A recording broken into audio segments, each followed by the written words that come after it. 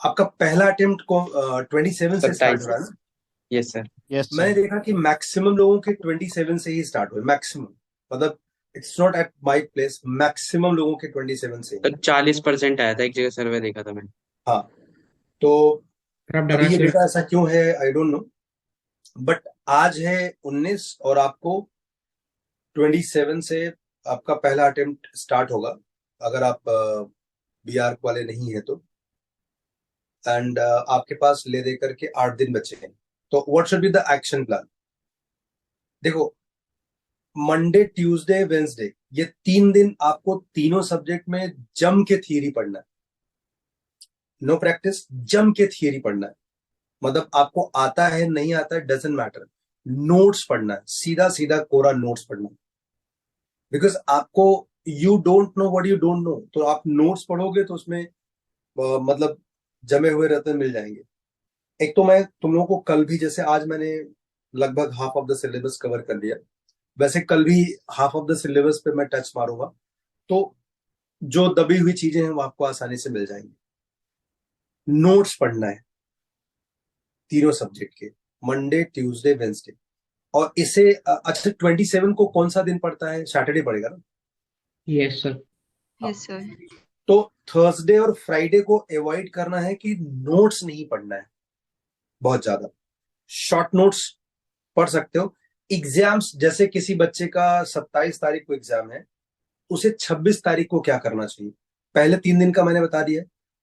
आप आप जो नोट्स पढ़ने का मंडे ट्यूसडे वेंसडे है, अगर 27 तारीख का एग्जाम है तो आप संडे मंडे ट्यूसडे भी कर सकते हो। मतलब एग्जाम्स के 3 दिन पहले आपका नोट्स पढ़ने की प्रक्रिया पूरी हो जानी चाहिए।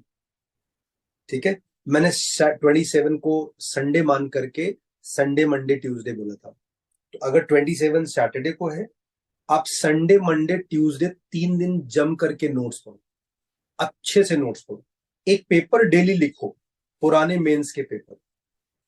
और अगले 10 दिनों में आपको किसी भी क्लासेस का, किसी भी कोचिंग का पेपर नहीं लिखना चाहिए, अनलेस आपका ट्रैक रिकॉर्ड कहता है कि चीजें आपके फेवर में। क्योंकि किसी भी एक खराब पेपर से आपका मूड स्विंग हो सकता है अननेसेसरी, जिसकी कोई जरूरत नहीं है।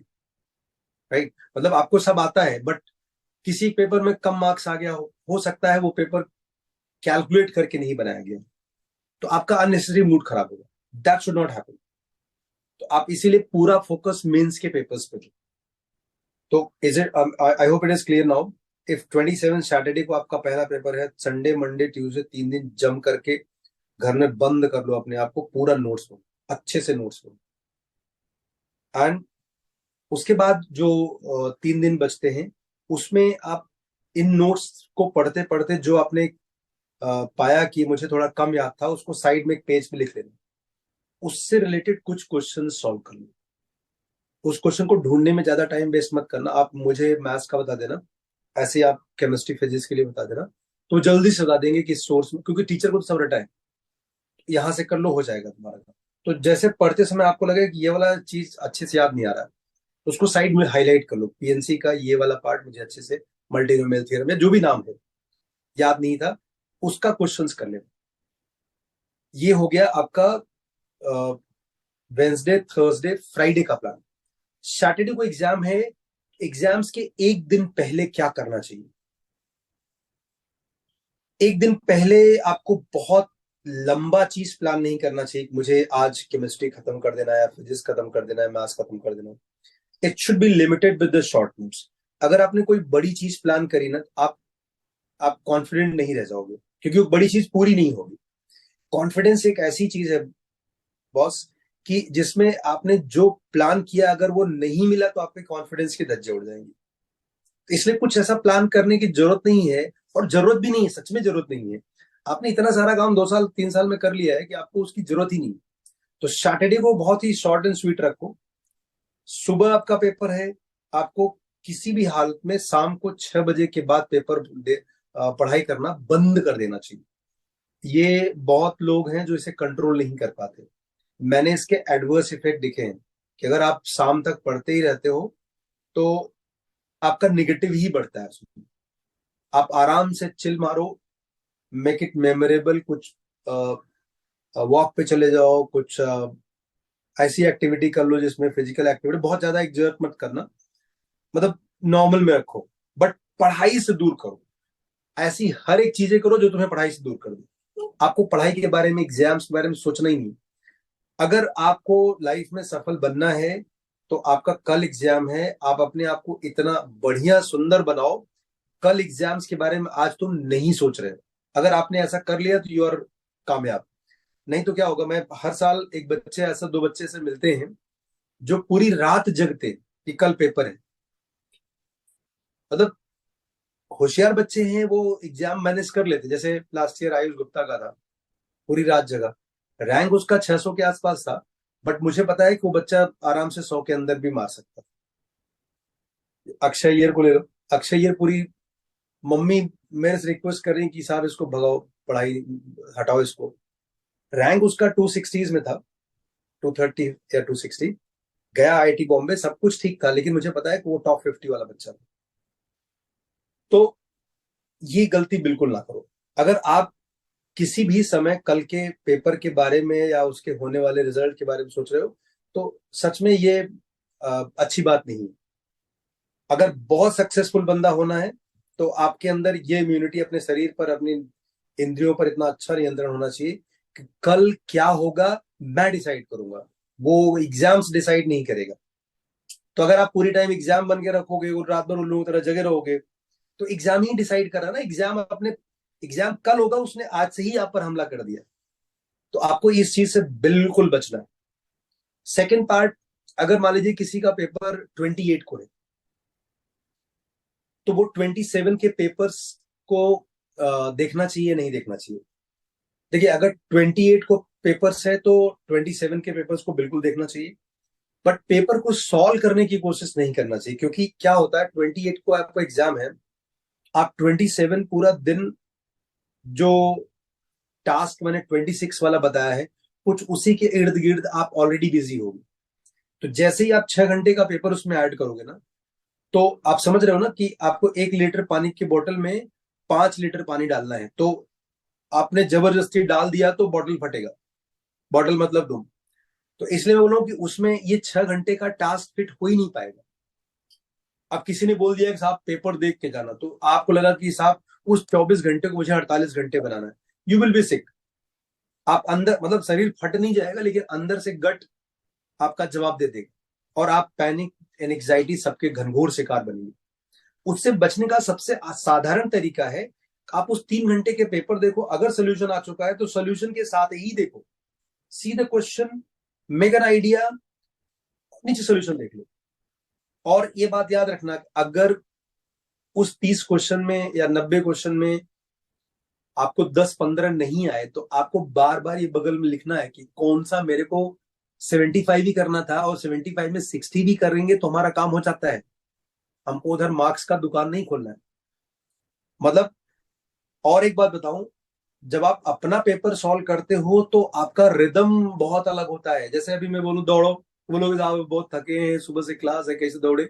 लेकिन अभी मालूम चल जाए कि वो बदमाश कसाब आ रहा है बंदूक लेकर के, देखो अंदर से कैसे रजनीकांत निकलता है। तो आपका जो अपना पेपर होगा उसमें आपके हार्मोनल चेंज, आपके जीवन भर की कमाई, मतलब योर एम्बिशंस, पेरेंट के एम्बिशंस, ये सब कितना भी मना करूं साथ में बैठते हैं। जब आप घर पे पेपर लिखते हो तो ये सब कोई नहीं होते हैं। जब आप एक्चुअली पेपर लिखते हो, मुझे याद है कि मैं स्विमिंग सीखना चाहता था, रोज जाकर के पानी के घुटने भर पानी में ऐसा उल्टी सीधी करते हरकतें करता था। कॉलेज में एनसीसी, स्कूल में एनसीसी था, वो एक दिन वो मास्टर उठा के पानी में फेंक दिया पेनाल्टी पनिशमेंट के रूप में, सीख गया, उसी दिन सीखा। ऐसा, इसका ये मतलब नहीं पीछे के एफर्ट्स बेकार थे, उस दिन सीखा। बट उस दिन मुझे ये नहीं सुना कि अचानक से इतना हाथ पांव कैसे चल गया। जान बचानी थी, वो सच में मास्टर स्ट्रिक्ट था। मतलब पूरी लाइफ तक मेरी लाइफ में एक चीज, एक हुनर चिपका के गया बंदे ने एक दिन में। तो इसलिए बोलो कि ये जो तुम्हारा एग्जाम्स होगा, ये एक्चुअल एग्जाम्स का दिन बहुत ही एक्चुअल होता है। और अगर आपको जीवन में सफल बनना है, इस जगह, ये जो घड़ी है, इसको अपना बनाना है हमेशा के लिए। तो दिल से कह रहा हूं, अभी तक जितने भी टेस्ट हुए हैं, चाहे उसमें आप अच्छा किए हो, चाहे 0 नंबर लाए हो, अगर इसे एक कपड़े की तरह बना करके एग्जाम्स के एक दिन पहले उतार करके घर पे छोड़ के नहीं गए,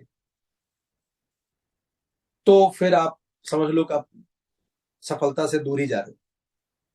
के अंदर ये हुनर होना चाहिए, सीखना होगा। अगले 5 दिनों में आपको अपने आप को ऐसा बनाना है, ये जो अच्छा बुरा जो भी कुछ था, ये कपड़ा था, मैंने निकाल के फेंक दिया। एग्जाम्स के दिन एकदम इंडिपेंडेंट होगा, एकदम नया होगा, मेरा दिन होगा। ट्रस्ट में यही सही है। लोग शिकार ये प्री कंसीव नोशंस की वजह से होते हैं।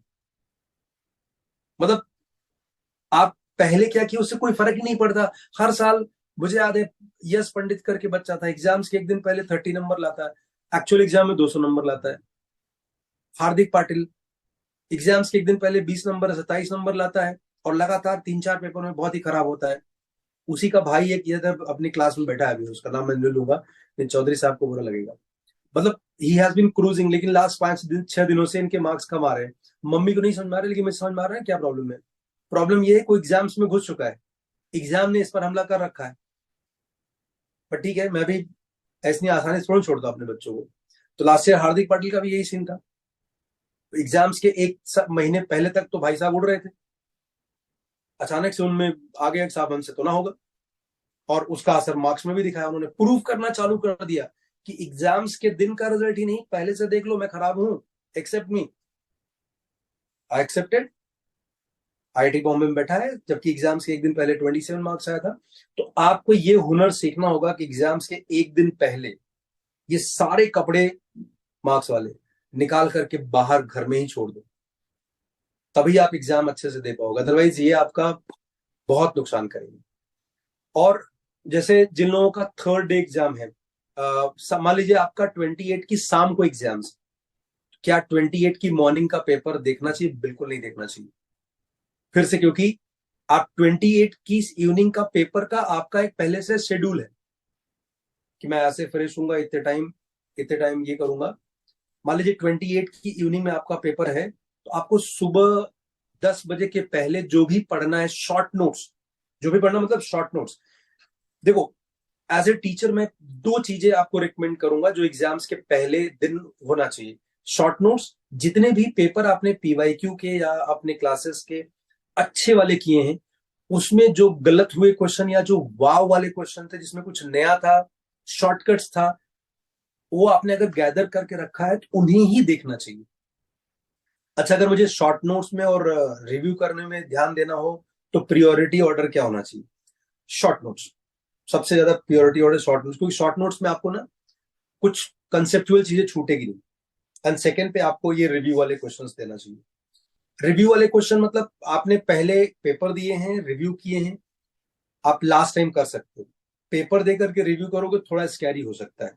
एग्जाम्स के एक दिन पहले पुराने किसी पेपर को पहली बार रिव्यू करने के लिए मैं रिकमेंड नहीं करूंगा, क्योंकि जो क्वेश्चन पहले नहीं आया वो क्वेश्चन उस दिन भी नहीं आएगा, इसके चांसेस बने होंगे। आप उस दिन उस क्वेश्चन से मिलने वाले फायदे से ज्यादा डर घर कर जाएगा दिमाग। इसलिए आपने देखा होगा कि मैंने 2023 के पेपर्स रिव्यू बहुत पहले करवा लिया था। तो अभी मैं एग्जाम्स के एक दिन पहले तुमसे बोलूंगा चेक करने में, तो डर नहीं लगेगा।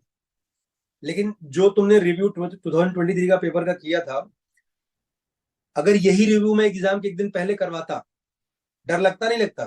बोलो। Yes sir. Yes sir. Yes हाँ, तो सर। इसलिए बोल रहा हूँ, अगर आपने लाइफ में पहले पेपर दिए हैं और उसको कभी रिव्यू नहीं किए, एग्जाम्स के एक दिन रिव्यू करना नुकसानदायक होगा उससे होने वाले फायदे से ज्यादा।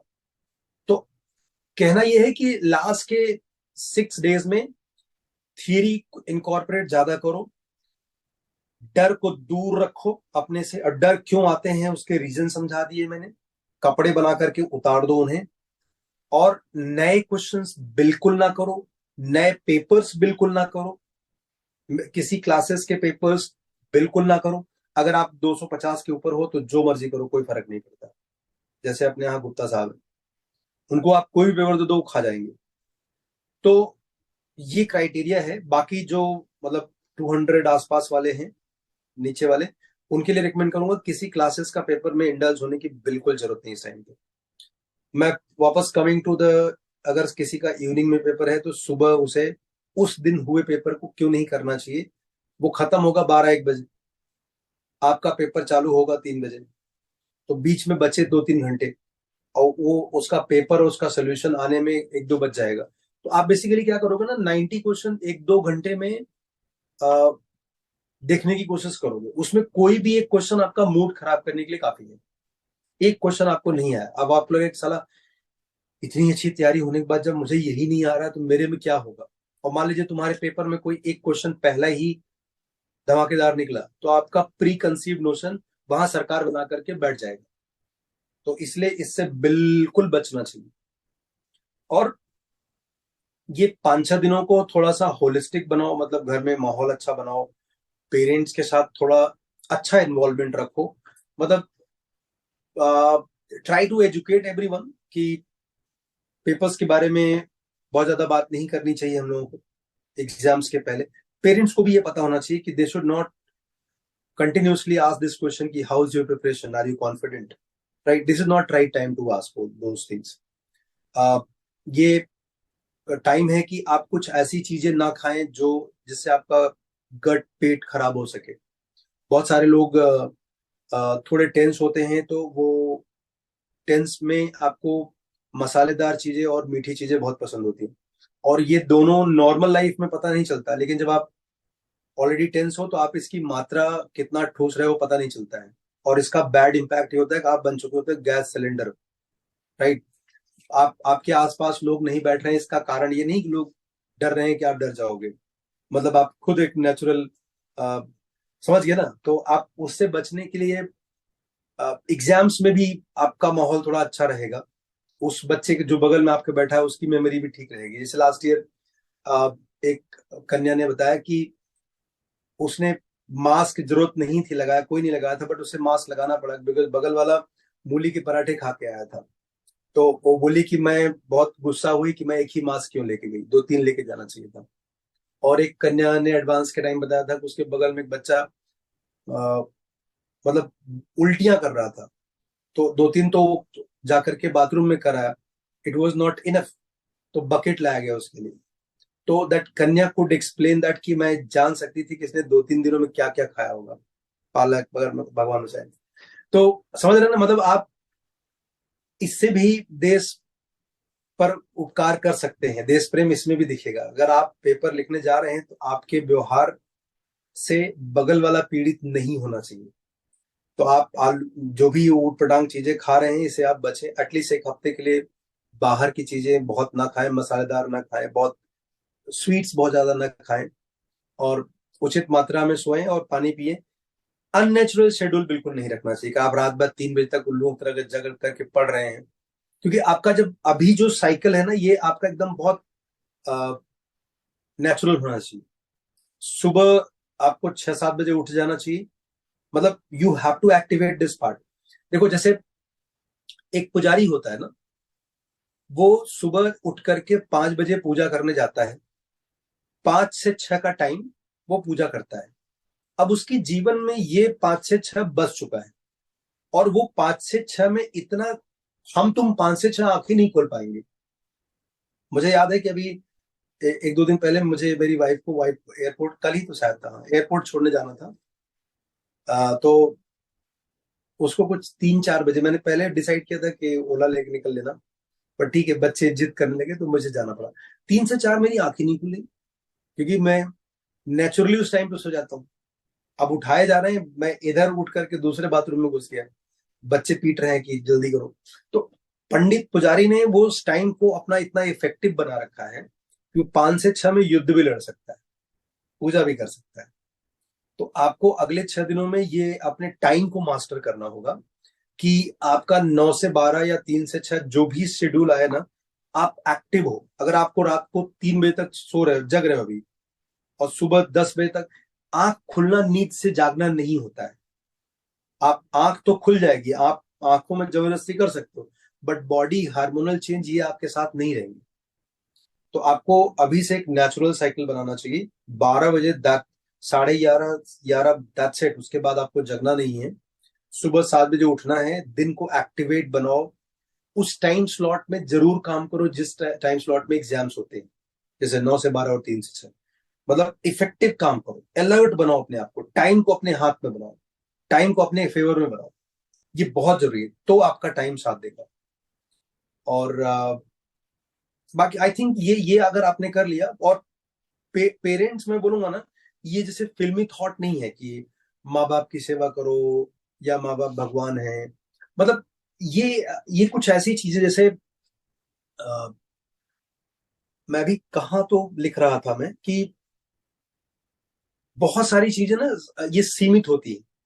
जैसे आप कितना सामान उठा सकते हो, आप कितना दौड़ सकते हो, ये सीमित है। जो सीमित नहीं है वो है आशीर्वाद, और वो है कृपा, और ये दिखने वाली चीजें नहीं है। जैसे पेरेंट की कृपा आप पर बनी रहे, पेरेंट का आशीर्वाद आप पे बना रहे, इसकी कोई सीमा नहीं है। बस इसका चेन रिएक्शन आपके हाथ में है, कि अगर आप जैसा व्यवहार करोगे वैसा उधर से आएगा। ये दिस इज समथिंग ना, जैसे तुम एक चार्ज बॉडी, तुम पूरा एक चार्ज पार्टिकल हो, तुम्हें नहीं पता, लेकिन तुम कहीं बैठो तो कुछ कुछ चीजें तुमसे चिपक जाती हैं। वो बहुत छोटी चीजें होंगी, दिखेंगी नहीं तुमको। ये वैसे ही आशीर्वाद भी है। मतलब पेरेंट ऑफ फिल्मों में जैसे भगवान ऐसा हाथ करके दिखाते हैं, वैसा करते हुए नहीं दिखे, दे आर ह्यूमन। बट एक बॉडी से दूसरी बॉडी में चार्ज फ्लो होता है, तो जो चार्ज एक्सेप्ट करता है उसको उस लायक बनाना होगा कि वो चार्ज एक्सेप्ट कर सके। अगर ये चार्ज निगेटिव आत्मा बन करके घूम रहा है, तो इसमें बगल में तुम जनरेटर लगा दो, कोई भी चार्ज सोर्स लगा दो, ये कुछ नहीं आने वाला है, तो सब रिपेल ही करेगा। तो आपको अपने आप को ऐसा बनाना है कि you can accept those things.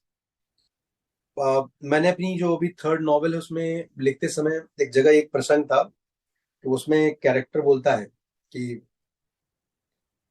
इस प्लानेट पे चिड़िया, इंसान, जानवर, जितने भी प्रकार के जीव हैं, इवन पेड़, ये सब अ, ध्वनि एमिट करते हैं, मतलब आवाज निकालते हैं, सबकी आवाजें। और प्योरेस्ट इज व्हाट, ये आवाजें इसी एनवायरमेंट में हमेशा हमेशा के लिए कैद है। ये कभी साथ नहीं जाए, मतलब कभी यहां से बाहर नहीं निकलेंगी, और ये कभी नष्ट भी नहीं होगी। अब तुम बोलोगे तो बहुत ही बेवकूफ जैसी बात है, कि इसका मतलब जो मैं अभी बोल रहा हूँ ये आवाज इसी एनवायरमेंट में, बिल्कुल इसी एनवायरमेंट में, ये कभी खत्म नहीं हो। ये उस नॉवेल का थॉट है। और ऐसी, अब तुम बोलोगे हम लोगों को सुनाई नहीं देता है, लेकिन अक्सर जो हमारे किताबों में प्रेत आत्माओं के बारे में, जो भी भूतों के बारे में इमेजिनेशन है, उनमें देखो एक आदमी बोल रहा है, 5-6 आवाज में बोल रहा है। और उनके जो, जैसे हम लोग सारे गामा पदनी में साथ से बोल रहे हैं, इस नोट पे बोले, वो चीख चिल्ला के बोलते हैं, क्योंकि उनको सारी आवाजें सुनाई दे रही जो हमने बोल करके, हमारे पूर्वजों ने बोल करके निपट गए, नहीं रहे, वो सारी आवाजें वो सुन सकते हैं। इसीलिए तो परेशान है, भटकती आत्मा इसीलिए कि आवाज हमने निकाल करके भूल गए, लेकिन उनको सब सुनाई दे रहा है। वो सोर्स की वजह से वो ऐसे बन चुके हैं, they are not normal to us. तो वो भी जब बोलते हैं तो उनकी आवाजें अलग पिच की इसीलिए होती, और एक साथ कई आवाजें सुनाई देती। ये उस नॉवेल का थॉट है। मतलब ऑब्वियसली मैं इसे सही होने का या गलत होने का दावा नहीं करता हूं। तो मैं ये मानता हूं कि पेरेंट्स आसपास है ना, वो आशीर्वाद देते हुए दिखाई नहीं देंगे, बट आपको अपने आप को पॉजिटिव बनाना पड़ेगा, ताकि वो आप तक पहुंच सके, उनका अच्छा चार्ज पार्टिकल आप तक पहुंच सके। और अच्छा बनाने का तरीका है कि आर्गुमेंट से बचें, और थोड़ा मैंने पहले ही बोल दिया कि थोड़ा एजुकेट करें कि नहीं आप कर सकते हो, तो यही चीजें उनको बोल देना कि सर ने ऐसा बोला है। थोड़ा एजुकेट करें कि लास्ट के 5-6 दिनों में एग्जाम्स या एग्जाम्स में होने वाले रिजल्ट्स, इसके बारे में डिस्कशन नहीं होता है। अगले 6 दिन आपको अच्छे से पैम्परिंग मिलना चाहिए, और दे शुड टेक केयर कि आप अच्छा खा रहे हो, अच्छी नींद इंश्योर करना चाहिए उनको। और अगर आप परेशान हो तो instead of talking to you, it's better to talk to teacher. तो teacher will have some solution related to that area, because उसको वो पता है कि इस टाइम पे क्या नहीं करना चाहिए। And I think that is it. ये अगर आपने कर लिया तो धमाका होगा। और भगवान को भी थोड़ा सा स्मरण करो इस टाइम पे। ये लालच नहीं होगा कि भगवान को स्मरण तुम हमेशा कर रहे हो, अभी कॉन्शियसली कर रहे हो, और मतलब उससे मांगो तो अच्छी चीजें मांगो, डर डर के कुछ मांगने से होता नहीं है। उनके पास समंदर है, खेलने के लिए भी उन्होंने देखो कितने बड़े बड़े गोले बनाए। तो आप चम्मच लेकर के जाओगे कि साहब भर दो इसमें, तो वो बहुत ही बेवकूफी होगा। मन से श्रद्धा से काम करते हुए उनसे आप अच्छी चीज की अभिलाषा करो कि मुझे, अगर मैंने अच्छे से ईमानदारी से काम किया है तो मुझे जो आपके कैलकुलेशंस में फिट बैठता है मुझे वो दो। आई एम नॉट आस्किंग कि मुझे आईआईटी का डायरेक्टर बना दो, राइट? मेरे काम से सबसे बढ़िया एवेल्यूशन तुम्हारे हाथ में है, तो you do the justice, that's it. It's meaningful कि साहब हमको लंबरगिनी दिला दो या आलिया भट्ट से शादी करवा दो, मतलब समझ रहे, ये बहुत ही अननेसेसरी। तुम ये मांग रहे हो, वो भी तो ये मांग रहे हो कि इस कनखजूरे से मेरा शादी ना हो। भगवान कंफ्यूज क्यों करना? तो उसे कभी ना मटेरियलिस्ट जो लोग मुझे याद, मेरी मम्मी भी ऐसा करती है कि मंदिर में जाएंगी और बोलेंगी साहब 6 घर का 6 रूम वाला एक घर दिला दो। मतलब ये सिर्फ मम्मी नहीं, पूरी सोसाइटी ऐसे ही मांगती है। साहब बेटी की शादी है, अब आप देख लो, खुद ही देख लो। मतलब समझ रहे हो, ये सीधा सीधा है कि साहब 25 लाख दे दो, या सर बेटे की पीएम बन के शादी तो है। पॉसिबल है। हाँ जी। पीएम बन के तो पॉसिबल है ना ये सब कुछ। क्या आपने पीएम बताया बन था के? एक। हाँ, आलिया भट्ट वगैरह। मतलब ये देखो, आलिया भट्ट पे चिपक ही गया। बट मैं कह रहा हूँ ना कि ये जो लोग ऐसा मटेरियलिस्टिक या स्पेसिफिकली कुछ मांगते हैं ना, ये सब कोई भी पूरा नहीं करेगा। इवन आप अपने पेरेंट्स से जाकर के उनका पाँव दबा करके बोलो कि मुझे अब ये चाहिए, तो देखो उनका रिएक्शन क्या होगा। वो तुरंत दौड़ाएंगे, जितना दबाया उतना दुखने दे, लेकिन मैं पहले तेरे को दबाऊंगा। तो आपको मांगना है ना, तो आपको पेरेंट के सामने भी अपना अच्छापन दिखाना होता है। जैसे पेरेंट को 2 मिनट के लिए भगवान मान लो, तो मैं तो जिंदगी भर के लिए मानता हूँ। अगर आप उनके पास जाओ कि मुझे 25 लाख का एक कार खरीदना है, या मैं सोच रहा हूँ कि मैं आलिया भट्ट से शादी करूंगा, वो पक्का तुमको अच्छे डॉक्टर के पास ले जाएंगे, पहले इसका ट्रीटमेंट करो, इसको कुछ तो मेंटल फ्यूज उड़ा है इसका। लेकिन अगर आप अच्छे व्यवहार से, आप अच्छा काम करते हुए दिख रहे हो, और उनको कहीं से भनक लग जाए कि आपको इन दोनों में से किसी एक की जरूरत है, तो वो सारा ह्यूमिलिएशन खुद पे ले लेंगे। वो आलिया भट्ट के घर सच में चले जाएंगे और बोलेंगे मेरा गधा बच्चा है और उसको ऐसा पागलपन छाया है, बट मुझे पता है वो अच्छा बच्चा है। तो they will express in that way. और 25 लाख के लिए वो अपना किडनी लीवर सब बेच देंगे भैया, ऐसा है। तो मुझे पता है कि उनको ये पता चल जाए कि तुम ये डिजर्व करते हो और तुम इस चीज की वैल्यू कर पाओगे, तो डेफिनेटली तुम्हारे साथ हो जाएंगे। और तुमसे कहेंगे भी नहीं कि हम तुम्हारे साथ हैं, कर देंगे तब बताएंगे भाई साहब ये हो गया देख। तो आप सोचो, जो घर में तुम्हारे साथ रहते हैं वो गॉड जब ऐसा करते हैं, तो ऊपर वाला तो मतलब समझ ही रहे हो, वो अलग क्यों करेगा? तो अगर आप अपने काम में, अपने एक्शन में बहुत पॉजिटिव दिखोगे, फिर आप मांगोगे, तो दिल तक आवाज दिल तक पहुंचेगी, दिल की आवाज दिल तक पहुंचेगी, फिर उसका कोई मुकाबला नहीं है। मैं ऐसे बहुत लोग जानता हूं जो मांगते हैं मिलता है, क्योंकि वो दिल से काम करते हैं और वो आवाज पहुंचती भी है सही जगह। अब मैं 12 घंटे लेटा रहता हूँ, है ना, मैं ऊट पटांग हरकतें कर रहा हूँ, और भगवान से बोलूं साहब हमको मुकेश अंबानी के बगल वाला प्लॉट दिलवा दो, तो दौड़ाएगा ही मेरे को, और क्या। मेरा घर वाला बापू दौड़ाएगा तो भगवान तो दौड़ाएगा ही। तो ये सब अन्यथा है और बहुत ही बेवकूफी भरा है। कभी ऐसी अभिलाषाएं नहीं करनी चाहिए। हाँ, लेकिन अगर आप ईमानदारी से काम करते हो और आपके मन में है कि मुझे 300 में 250 अप्रोच करना है या 260 अप्रोच करना है, तो वहां पर ये कंजूसी मत करो कि साहब 160 से ज्यादा दिला दो बस। ये अपने आप को अंडरमाइन करना ही हुआ भगवान के ही सामने। उसको लगेगा कि ठीक है साहब, जब 170 में खुश है, अभी आप बापू, आपका व्यवहार बहुत अच्छा है, अब बापू से आपको चाहिए था कि मैं एक 25 लाख का गाड़ी खरीदना चाहता हूँ एग्जाम्पल के लिए, और आप जाके बोलो बापू मैं चाहता हूँ मुझे 40-50 हजार का कोई बाइक मिल जाए तो भी चल जाएगा, तो बापू 25 लाख का गाड़ी क्यों दिलाएगा जब आपने मांगा ही 40 हजार का? तो खुश होगा ना कि 40 की जगह 60 का ले ले, डन कर। तो समझ के, जब आप अपनी ईमानदारी से काम कर रहे हो तो फिर आपको ईमानदारी से अपना वर्थ ही मांगना चाहिए। मांगने का मतलब ये होता है ना, थोड़ा आप कॉन्शियसली, जो बहुत ज्यादा एग्जाम और रिजल्ट में फंसे होते हो ना, उसमें बिलीफ का एंगल आ जाता है, तो आप थोड़ा सा सुकून हो जाता है। मतलब अगर कोई भगवान एग्जिस्ट नहीं भी करता, तो भी आपका फायदा हो जाता है, क्योंकि आप थोड़ी देर देर के लिए आपको लगता है कि मैंने काम कर लिया, अब किसी और के हाथ में है। तो जो आपकी गाड़ी अटकी हुई थी ना कि मेरे से ही नुकसान हो ले, मैंने अपनी हाथों से ही अपना नाक काटने वाला हूं, उससे बच जाते हो, उस माइंडसेट से बच जाते हो।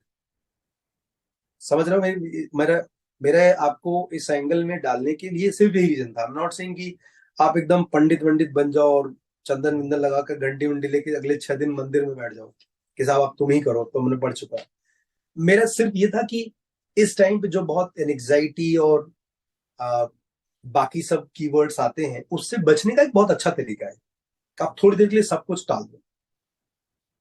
तो जैसे मेरे घर में मेरी बहन की शादी थी, तो पिताजी मुझे बोले कि तुम ये कर लो छोटा सा काम। मैं एग्जांपल बताता हूँ कि तुम ये मोटरसाइकिल देना है, ये खरीद दो, बाकी सब मैं देख लूंगा। तो मैंने वो 1 महीने में झटके से दे दिया उनको। तो उनको लगा मजा आ गया, तो बोला इसको कर दिया इसमें। फिर बोले एक काम करो, तुम इस दिन का खर्च देख लो, बाकी सब मैं कर लूंगा। तो ऐसा करते करते वो मुझसे सारा काम करवा गए। और ऐसा नहीं था को कॉन्फिडेंट नहीं थे, अगर मैं नहीं करता तो कर लेते। तो समझ रहे हो, एंगल चेंज हो गया ना। ना उनको डर लग रहा है कि क्या होगा, शादी में कुछ गड़बड़ ना हो जाए, और मैं तो बिल्कुल नहीं डर रहा हूँ क्योंकि सारा काम तो पापा को करना है। तो ये एंगल थोड़ा सा मिल जाता है अगर आप थोड़ी स्मरण इस टाइम पे भगवान का करें। I hope it is clear to all.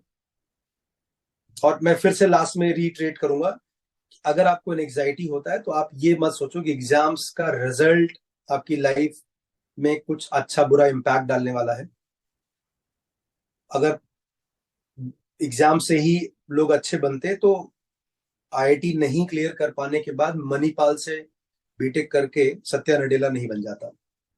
या सारे अच्छे रैंक वाले ही बच्चे लाइफ में अच्छा करते तो खड़गपुर 12-15 साल पहले खड़गपुर मेटलर्जी से पढ़ करके कोई सुंदर पिचाई नहीं बन जाता। तो ये सब अगर आपने अपने पूरे जीवन का एनर्जी किसी एक इंसिडेंट पे डाल दिया तो कितनी बड़ी बेवकूफी हो। ये तो वही हो गया कि सारा का सारा खजाना आपने एक ही जगह छुपा दिया। तो अगर वो कोई जगह पहचान गया तो सारा खजाना लुट जाएगा। तो इसलिए आप ये मत समझना कि आपकी सारी वैल्यू किसी एक पेपर पे ही टिकी हुई है। आपका ये जो एग्जाम्स है, ये जीवन को अच्छा या खराब बनाने वाले एग्जाम्स नहीं है, क्योंकि आपको सब कुछ उसी से नहीं मिलने वाला है। ये बस याद रखना, ये एग्जाम इसलिए है कि आपको कुछ अच्छे दोस्त मिलेंगे। आपको जीवन में जैसे 10 सिर होते हैं, वैसे आपके पास 20 अच्छे सिर मिलेंगे, 20 अच्छी आंखें मिलेंगी, जो आपके साथ आपके सोचने का, आपके जीने का अंदाज बदलेंगे। और अ, जितना आप सोच रहे हो उसमें कम से कम 100x हो जाएगा। ये फायदा होगा अच्छे लोगों के साथ बैठने से। जितना हमने स्कूल कॉलेज में पढ़ा, उससे ज्यादा हमें दोस्तों के बीच में रह करके सीखने को मिला। किस तरीके से बात करते हैं, मतलब स्कूल कॉलेज में जो पढ़ा वो लाइफ के बिहेवियर में वो नहीं सिखाया गया ना। वो तो दोस्त ही सिखाते हैं कि कहाँ पर इन्वेस्टमेंट नहीं करने का, कहाँ पर इन्वेस्टमेंट करने का, क्या चीज लाइफ में ऐड करने का, क्या चीज नहीं ऐड करने का, कुछ नहीं अच्छी चीजों से कैसे बचने का। राइट। लाइफ में नशा काम का भी हो सकता है। ये सब स्कूल कॉलेज वाला थोड़ा ना सिखाएगा, ये सब दोस्त लोग सिखाते हैं। और एम्बिशंस कैसे छोटे छोटे स्टेप्स में पूरे किए जाते हैं। आप सिर्फ वो ऐसा नहीं, वो बताते हैं, आप उनको देखते हो और उनकी कुछ चीजें इम्बाइब करते हो, और धीरे धीरे आप में उनमें डिफरेंस खत्म हो जाता है। तो always remember, you are nothing, you are the average of people around you. तो you have to ensure that you are surrounded by good people. So this exam is just ensuring that you're going to be surrounded by some amazing guys. Okay, so अभी अगला 8 दिन बचा है, धमाकेदार होना चाहिए, एकदम मस्त होना चाहिए। जो जो चीज मैंने बताया, अगर आपने इसे इम्प्लीमेंट किया तो मजा आ जाएगा। और अपना मेन टारगेट तो आईआईटी है, तो जस्ट क्वालिफाइंग एग्जाम है। इसके अच्छे या 99.9 हो या 95 हो, इससे कोई फर्क ही नहीं पड़ता है। अब चिल मारो अच्छे से, अगला 6-7 दिन रखो। ये आपको अगला 6-7 दिन अच्छे से करने से फायदा ये होगा कि 10 दिन बाद तो तुमसे पूछेगा एग्जाम कैसे लिखते हैं, तुम्हारे पास अच्छा एक्सपीरियंस होगा। और वो ऐसा होगा कि जो लोग सुनना चाहेंगे, वो ऐसा होगा कि तुम्हें बताने में मजा आएगा, उनको सुनने में मजा आएगा, और मुझे रेफर करने में मजा आएगा कि I am proudly saying that these are my kids. Okay, चलो, डू वेल, और ऑल द बेस्ट। अपना प्लान मैंने क्लियर कर दिया क्या करना होगा, और मैं आप लोगों को ग्रुप में भी डेली वाइज अपडेट करूंगा कि कल का क्या प्लान होगा। तो अभी मेरी तरफ से क्लासेस का सीन थोड़ा सा रिड्यूस होगा, और आपकी तरफ से अपना एक्शन थोड़ा बढ़ेगा, वो मैं बहुत प्रॉपरली कम्युनिकेट करूँ। ठीक है, यस चलो, ऑल द बेस्ट। किसी को कुछ पूछना है तो पूछ सकता है। सर। सर वो सर जैसे 27 को मेरा है तो कोई टेस्ट अभी लिखना चाहिए? हाँ, मतलब टेस्ट डेली लिखो, टेस्ट डेली लिखो। इवन टेस्ट जो है आपको सैटरडे को भी अपने खुद के टाइम स्लॉट में लिखना चाहिए, बट वो सैटरडे को जो पेपर लिखना, वो आ, पुराना लिख चुका कोई पेपर लिखना दोबारा, सर या फिर कोई उस नया टाइम स्लॉट में रिवाइज कर ले शॉर्ट नहीं, नोट्स? पेपर पेपर लिखना। अगर आपको कल क्रिकेट खेलना है तो आज आप चेस नहीं प्रैक्टिस कर सकते, मतलब कल एग्जाम आपका, क्योंकि आप शुरू के मंडे ट्यूसडे वेडनेसडे काफी लोडेड हो गए थियरी से, तो आपका थोड़ा सा प्रैक्टिस टच जाता है। तो आपको एक अपने टाइम स्लॉट में सैटरडे को एक पेपर लिखना चाहिए, और पेपर मैंने बताया जो पेपर पहले आप लिख चुके हो उन्हीं में से कोई एक लिख दो, थोड़ा मोरल बूस्टिंग भी होगा और अच्छा भी होगा, प्रैक्टिस भी हो जाएगा। उससे ना थोड़ा आप स्ट्रैटेजिकली अलाइंड हो जाओगे कि मुझे कौन सा सब्जेक्ट कब लेना है, सीक्वेंसिंग क्या है, एक बार फिर से रिवाइज हो जाएगा। जैसे अभी मैं 2-4 दिन की छुट्टी जब जाता हूँ, वापस आने में कंटेंट सेम है, बच्चे सेम है, बट रिदम में आने में टाइम लगता है।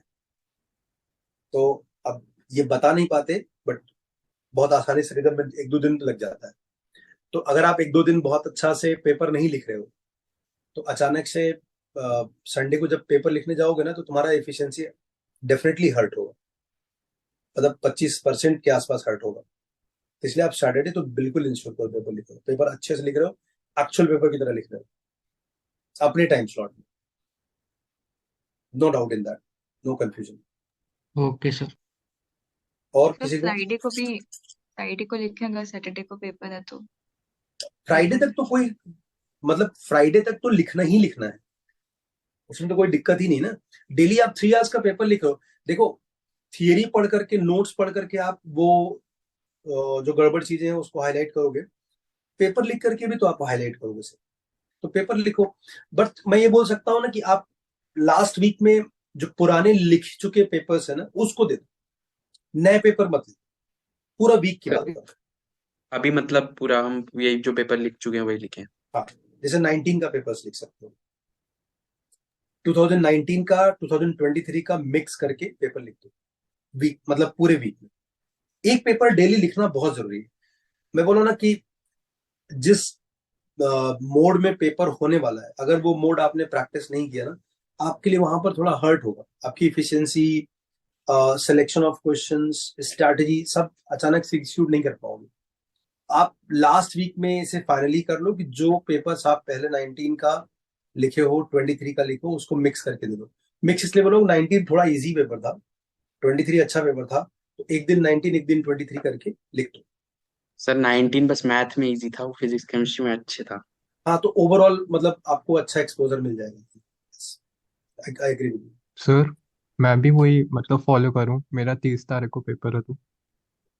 क्या खा के को व्रत वगैरह रखा था क्या फॉर्म भरने से पहले? सर नहीं मेरा सर। 31 है। अरे बाप रे झा साहब, ये तो पक्का 100% व्रत व्रत रख करके वो भगवान को रिश्वत दे करके फॉर्म भरा है। Yes sir. तो देखो, कुछ बच्चे मुझे कल ये पूछ रहे थे, कुछ मेरे और कुछ बाहर के बच्चे भी, कि साहब मेरा 27 को हमारे साथ तो बड़ा धोखा हुआ, हम अब हम क्या करें? तो हमने कहा भाई, तू 27 का तेरा पेपर होगा तो तू एडवांस के लिए जल्दी खाली भी तो जाएगा, तेरे को फायदा भी तो हुआ, इसमें नुकसान क्या है?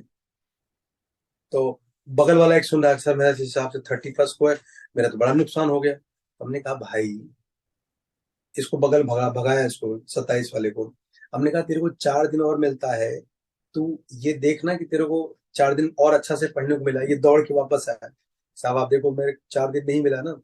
हमने कहा भाई तू ऐसा समझ, 31st के पहले इतने सारे पेपर हो चुके होंगे, इतने सारे स्पेकुलेशन होंगे, बिना पेपर देखे तू जज भी कर लेगा, मिस प्री कंसीव नोशन से भर जाएगा।